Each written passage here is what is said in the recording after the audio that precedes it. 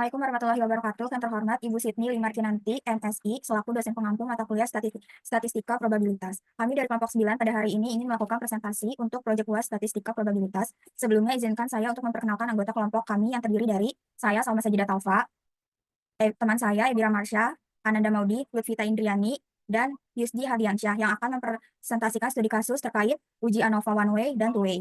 Tanpa berlama-lama, kami akan memulai presentasi ini dengan materi yang pertama, yaitu penjelasan mengenai ANOVA satu arah dan dua arah. Pada satu arah, one way ANOVA atau analisis varian satu arah adalah metode statistik yang digunakan untuk membandingkan rata-rata lebih dari dua kelompok data untuk menentukan apakah ada perbedaan yang signifikan secara statistik di antara kelompok-kelompok tersebut. Teknik ini berguna ketika variabel independen memiliki beberapa level atau kategori, dan kita ingin menguji pengaruhnya terhadap variabel dependen.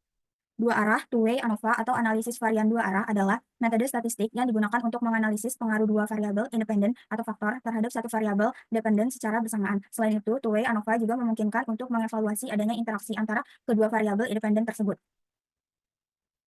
Kita masuk ke studi kasus satu arah. Di sini ada soal membahas mengenai melakukan penelitian untuk mengetahui apakah terdapat pengaruh perbedaan kartu kredit terhadap penggunanya. Data diambil dari jumlah uang yang dibelanjakan menggunakan kartu kredit dalam jumlah rupiah. Ujilah dengan menggunakan alfa sebesar 5%. Pada tabel di samping ini adalah data yang kita akan analisis. Penyelesaiannya, yang pertama, H0 sama dengan mu1 sama dengan mu2 yang hasilnya semua sama. H1 sama dengan mu I tidak sama dengan mu J yang artinya tidak semua sama. Yang kedua, alfanya 5% sama dengan 0,05. Yang ketiga, derajat bebasnya dengan rumus F1 sama dengan K dikurang 1 sama dengan 4 min 1 sama dengan 3. V2-nya K dalam kurung N minus 1 sama dengan 4 dikali 5 minus 1 hasilnya 16. Untuk wilayah kritisnya F 0,05 dan 3,16. Untuk kriterianya yang pertama, A terima HO jika F hitung lebih kecil dari F tabel. Yang B terima H1 jika F hitung lebih besar dari F tabel. Nilai hitungnya A JKT sama dengan dalam kurung 20,2 ditambah 11,2 ditambah 12,2 dan seterusnya dikurang 231,2 hasil dari seluruh data yang ada dibagi 20.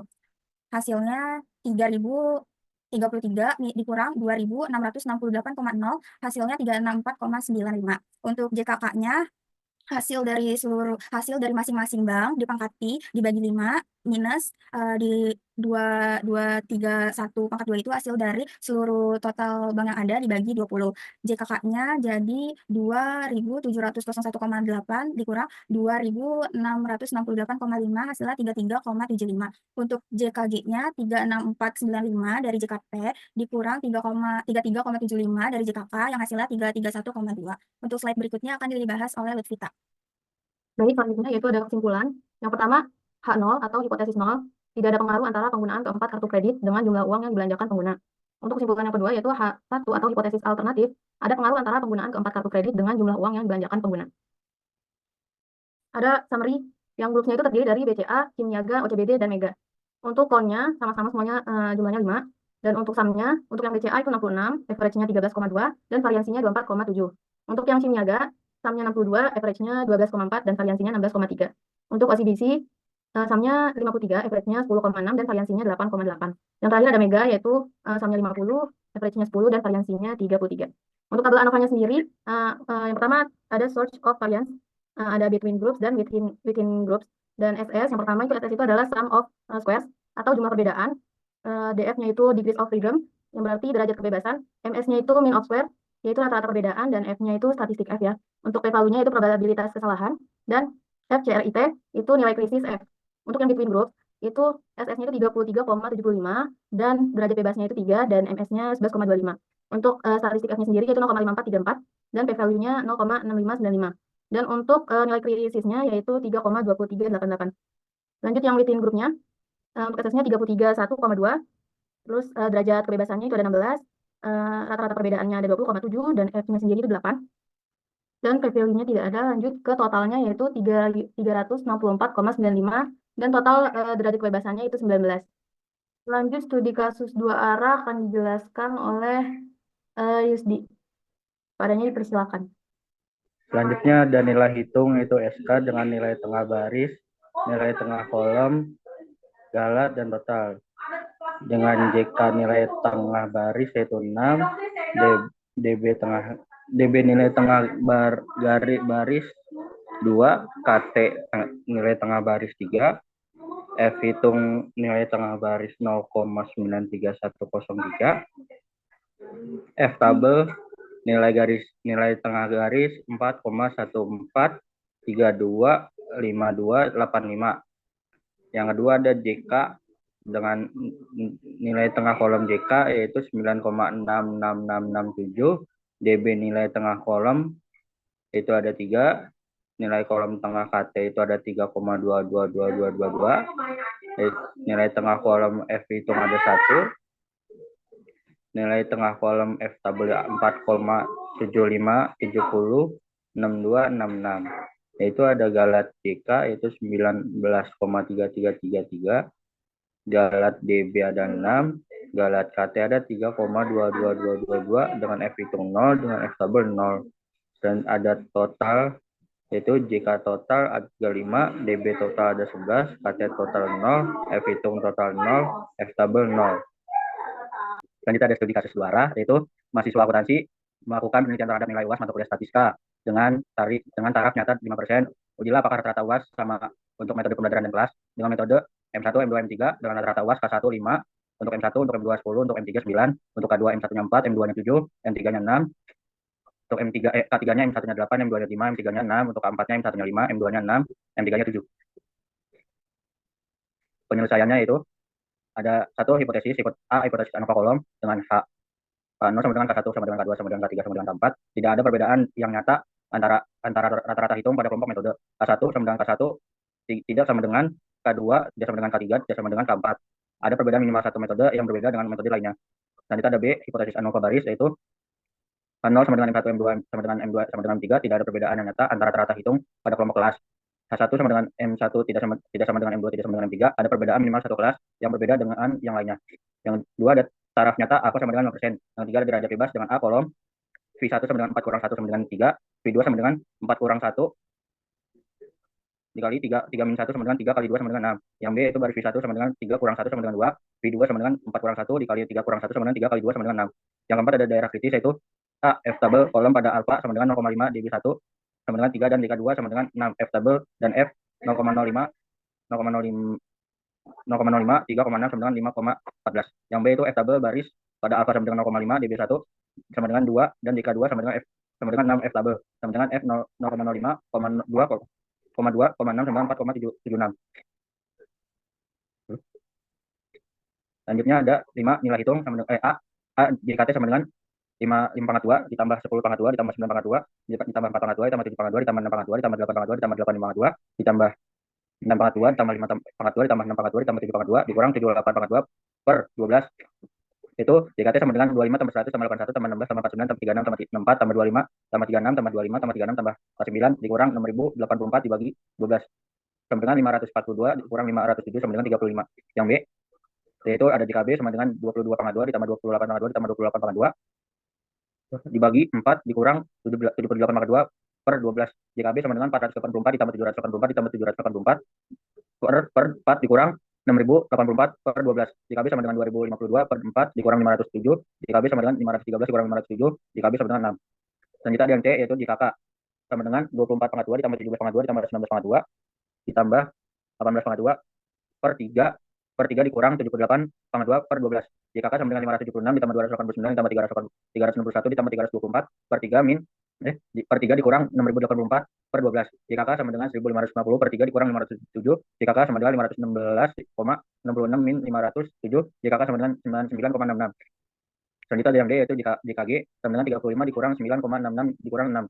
JKG sama dengan 19,33. Yang E ada KTB sama dengan 6 per 2 yaitu 3. Yang F ada KTK sama dengan 9,66 dibagi 3 sama dengan 3,22. Yang G ada KTG sama dengan 19,33 per 6 yaitu 3,22. Yang H ada F hitung kolom sama dengan 3,22 per 3,22 yaitu 1. Yang I ada F hitung baris sama dengan 3 per 3,22 sama dengan 0,931.